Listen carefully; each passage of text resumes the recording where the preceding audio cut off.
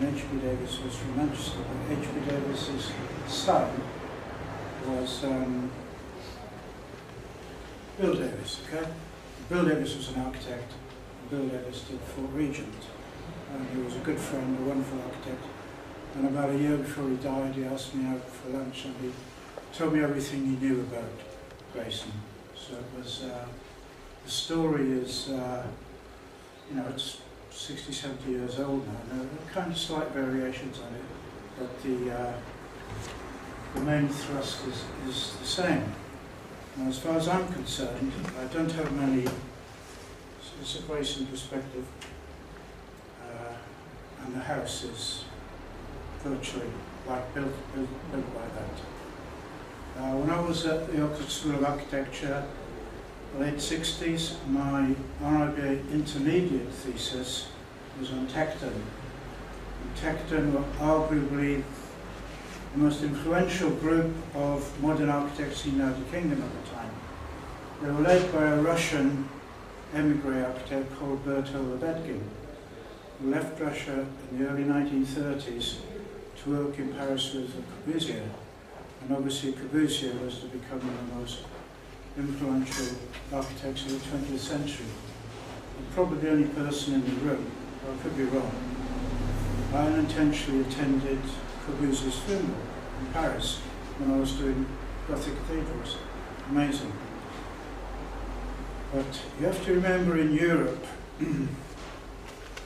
number of European, mostly German architects, Gropius was German, Neutral was Austrian, Shemaev, Mies van der Rohe were leaving Jersey at the end of the 1920s because of all the turmoil and the left wing and the whole political kind of upheaval, to say the least. But it was an American architect, Philip Johnson, who wrote a book, late 1920s, 2029, that captured the whole worldwide modern movement architecture. It was called the International Style of Modern Architecture. And it's extremely important that those words are exactly what they said, and not to be confused with Art Deco. Art Deco was later, was more fashionable. The International Style of Architecture, if anybody went to the Venice Biennale last year, they would have seen in Jim Sterling's library building an exhibition called The Tradition of Modern Architecture from 1914 to 2014, 100 years of modern architecture. So modern architecture has a history. And where Grayson comes in, where the Lumiere was designed and built, was incredibly early. After the First World War, 1914, 1918, you had the Bauhaus and all the rest of it. And Grayson's house in Jersey was 1932. Now Grayson himself, born in Yorkshire in 1900, came to London after the First World War, studied at the AA, which was probably still is probably the most radical school of architecture in the country. And Tyner, what Jeremy Personal was saying, and he worked mainly on luxury houses in France for an architect called Oliver Hill. Now Oliver Hill was an architect who could do anything. He did modern, he did traditional, he did new vernacular, he did Tudor, whatever you want, he could do. And I think that was good for Grayson to be working with a man like that, because it's the kind of thing he was going to do in Jersey, wasn't he? We've seen it. It's not all flat roof houses, it's all sorts. And I think I've got time to say it, but there was an architect called Ed Dooley, who worked for Oliver Hill, who knew Grayson. Well, I read in the AJ, until the RIBA, he had died out. For some reason, I didn't believe that. Anyway, I set out to find Edward Dooley, and I found him. He was the architect at Harrow School in his 80s, and he told me all about Grayson. Anyway, back to Grayson come to Jersey. He worked in Roy Blompied's office. Can I have that slide then? Yeah. So this was what Grayson was in you know, Blomkett was later to meet Nigel Biggar, it was Blomkett Biggar, then Nigel Biggars. So I'm bringing us the whole history of architects of Jersey is in front of us, you know.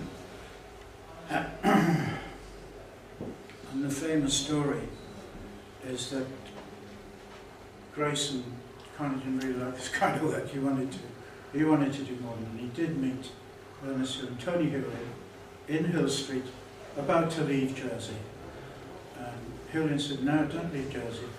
I've got a fantastic site, Route Orange, St. Lawrence, and I want you to build me a modern house." You know, it's free, not exactly a free budget. The figures I were given, the contract sale was £3,000. I have a copy of the contract here, and the first contract was a bust, and ended up at 5,000. Jeremy says 10,000. I quite believe it. Now, this is not a slide talk, okay? I've done slide talks, and I think it's wrong actually to take slides of buildings that are down in Green Street, along Route Orange. You can do it yourself. Go and have a look at the buildings. I think it's wrong of me to have a collection similar to Jeremy's, but the words are important. Could I have the next slide then? I've only got 3 slides. This famously was Grayson's office in York Chambers, and an artist called Whistler it's either a painting, it is a painting, and that was Grayson's desk, and it was a map of Jersey. I mean, can you see all around the edge are Grayson's buildings, and there's an arrow to each of the sites where these buildings are located. So it's a great painting which, shall